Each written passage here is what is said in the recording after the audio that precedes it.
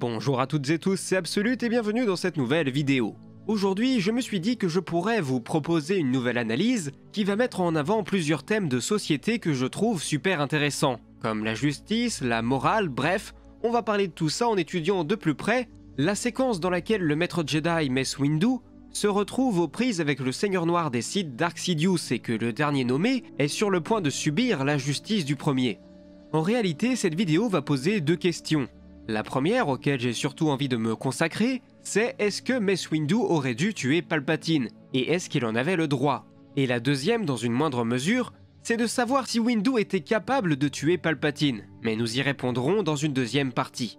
Donc intéressons-nous tout d'abord à la première question. Est-ce que Mace Windu devait tuer le Seigneur Noir des Sith, alors que celui-ci gisait d'apparence sans aucune défense à ses pieds?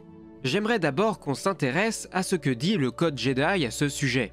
Dans leur doctrine, il est coutume de penser qu'un Jedi doit à tout prix éviter de rendre justice lui-même, et mieux encore, il doit à tout prix éviter d'ôter la vie, car la force découle de la vie, et que donc mettre un terme à la vie de quelqu'un, c'est d'un certain point de vue s'attaquer à la force elle-même.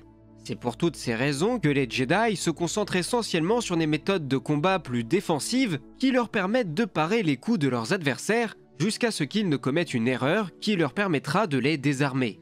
Cependant, cela ne voulait pas dire que les Jedi avaient l'interdiction de tuer, mais qu'il fallait à tout prix éviter d'en arriver à de telles extrémités.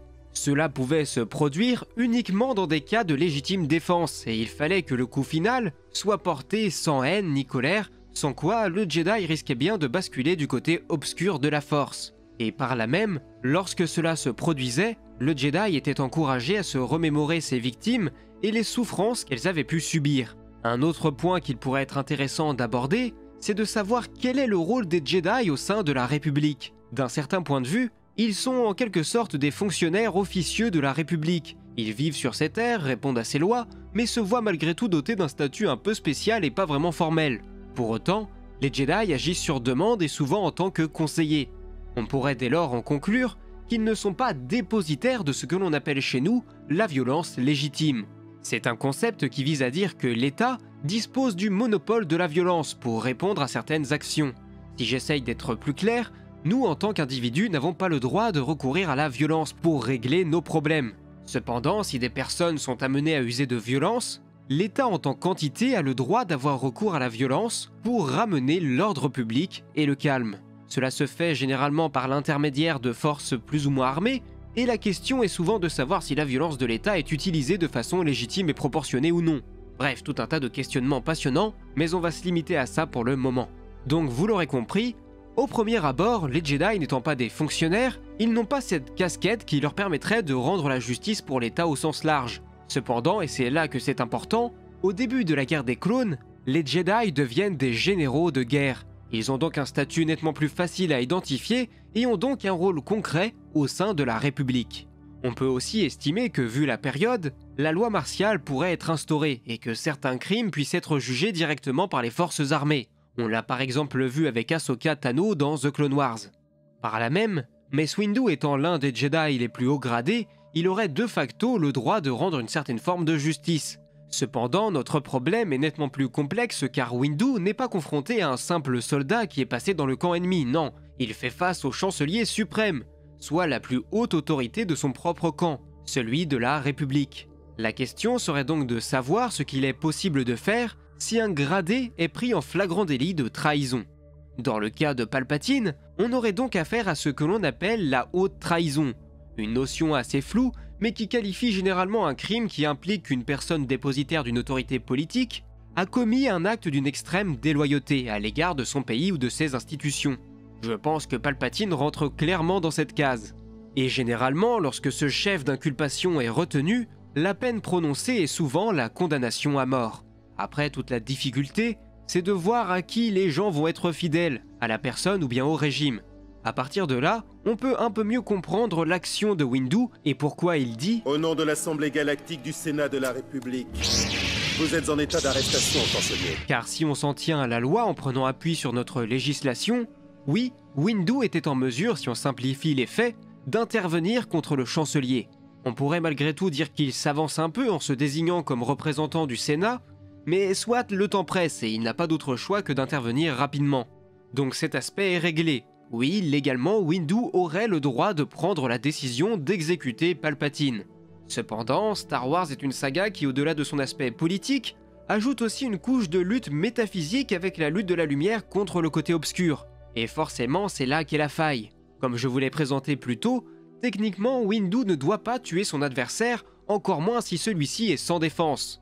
On pourrait également tenir tout un débat sur la peine de mort, car c'est de ça dont il est question au final. Est-ce que Sidious doit être laissé en vie puis arrêté, ou doit-il simplement être exécuté car comme le dit Windu, il est trop dangereux pour qu'on lui laisse la vie sauve? On pourrait toutefois rappeler, pour être précis, que durant une majorité du combat, Windu espère pouvoir arrêter Palpatine, purement et simplement. Mais devant la résistance de celui-ci, Windu finit par changer d'avis et il comprend également par là même que l'influence du chancelier est telle que même arrêté, les Jedi pourraient se voir confier le mauvais rôle par le Sénat, qui pourrait décider de le libérer et de se retourner contre Windu et les siens. On en revient à ce que je vous disais plus tôt sur la difficulté de la notion de haute trahison, car si la plus haute autorité du pays est mise en doute, qui peut vraiment rendre la justice? Et là, tout va dépendre de la notion de fidélité entre guillemets des gens, entre la personnalité politique ou le régime. D'autant plus que dans Star Wars et pour le commun des mortels, Jedi ou Sith, ça ne change pas grand chose. Donc les Jedi sont eux aussi piégés dans la toile de Sidious. Et pour en revenir à ce questionnement sur la peine de mort et sur les actions que peuvent faire les Jedi, tout cela nous est apporté par Anakin Skywalker qui débarque au pire des moments, lorsque Sidious se laisse tomber et qu'il ne voit donc que ce vieil homme affaibli et sans défense face à l'un des plus puissants Jedi de l'époque. N'ayant pas conscience de ce qu'il s'est forcément passé avant, Anakin a de facto une vision biaisée de la scène et pire encore, celui-ci se repasse en mémoire ses actions au début du film. Il s'est déjà retrouvé dans la position de Mace Windu, lorsqu'il était aux prises avec le comte Dooku.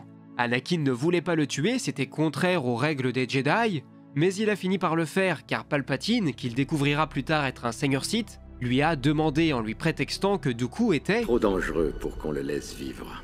C'est exactement la même chose ici. Tuer un adversaire au sol, c'est une erreur. C'est quelque chose que seuls les Sith peuvent faire. Donc dans l'esprit d'Anakin, c'est Windu qui est dans l'erreur et qui bascule du côté obscur. Il décide donc d'intervenir pour l'empêcher d'exécuter sa sentence sur le chancelier. À ce moment-là, on pourrait même aller plus loin en disant qu'Anakin pense encore être le héros, car en voyant Windu sur le point d'agir et de mal agir selon sa vision des faits car il regrette d'avoir tué Dooku, il espère ainsi réparer son erreur lorsqu'il a exécuté le comte au début du film. Mais malheureusement, Anakin ne réalisera que trop tard qu'il a une fois de plus commis une épouvantable erreur. Qu'est-ce que j'ai fait? Sauf qu'on a aussi omis un point, c'est l'aspect manipulateur de Palpatine.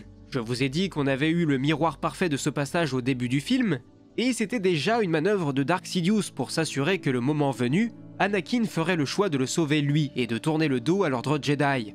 Palpatine est un personnage purement et simplement fantastique, et l'écriture de ce film est juste délicieuse à analyser. Voilà pour cette première question. Cependant, si on parle en termes de lore, est-ce que Windu avait vraiment une chance de tuer Palpatine? Bon, vous l'aurez compris avec tout mon discours, tout est tellement orchestré et bien ficelé par Dark Sidious, celui-ci contrôle tellement chaque minuscule détail, que non, il n'aurait pas laissé Windu l'assassiner. Cependant, je peux vous parler un peu plus de leur duel et vous le décrypter selon ce que nous apprend la novélisation du film. Au cours de ce combat, Windu met en pratique une forme de combat que l'on appelle le Vaapad. C'est une technique extrêmement dangereuse et difficile à maîtriser, car elle compte sur le fait que son utilisateur puisse s'imprégner des énergies néfastes dégagées par son adversaire pour lui renvoyer à la figure. Cela implique donc que l'utilisateur doit avoir un contrôle parfait de ses propres émotions pour ne pas se laisser submerger.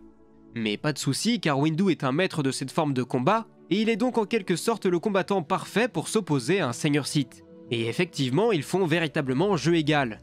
Et le seul moment où Windu prend l'avantage, c'est quand Palpatine lui permet, entre guillemets, car lorsqu'Anakin débarque en même temps, celui-ci est tellement effrayé et en proie à tout un tas d'émotions diverses et variées, que ce surplus vient donner un boost d'énergie à Windu, ce qui lui permet effectivement de prendre l'avantage.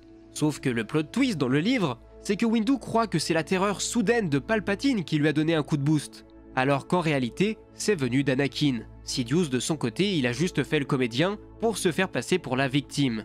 Donc on pourrait encore croire qu'à cet instant, Anakin a le choix, mais comme nous sommes dans une tragédie, les rouages du destin sont déjà en branle depuis tellement de temps qu'Anakin ne peut au final prendre qu'une seule décision, celle que Palpatine a choisie pour lui il y a bien des années.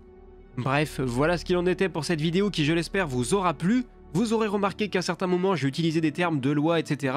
C'est pas vraiment ma spécialité dans la vie de tous les jours, donc j'espère ne pas avoir dit trop de bêtises, et si cela relève de la compétence de certains d'entre vous qui regardez cette vidéo, je vous invite vraiment à préciser ou à corriger mes propos dans les commentaires. Je suis sûr que vous aurez plein de choses passionnantes à nous expliquer pour approfondir ce sujet.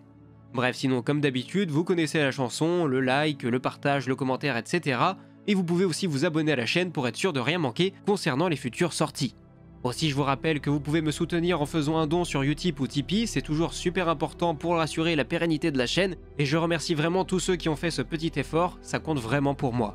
Bref, sur ce, j'en ai assez dit, il ne me reste plus qu'à vous dire à la prochaine pour de nouvelles vidéos, c'était Absolute et que la force soit avec vous, ciao.